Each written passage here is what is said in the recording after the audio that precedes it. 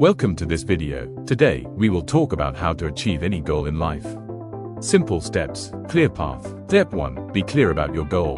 Before you start, know exactly what you want. Write it down. Be specific. Instead of saying, I want to be healthy, say, I want to lose 10 pounds in 3 months. Step 2. Break it into small steps. Big goals can feel hard. So, divide them into small tasks. Each small step is progress. One step at a time leads to success. Step 3. Make a plan. Set a timeline. Decide what to do daily, weekly, and monthly. Use a notebook, calendar, or app. Stick to your plan. Step 4. Stay consistent.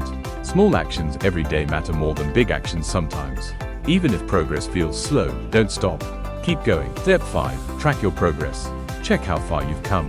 Celebrate small wins. They keep you motivated. Step 6. Stay positive and adjust. Challenges will come. It's okay to change your plan.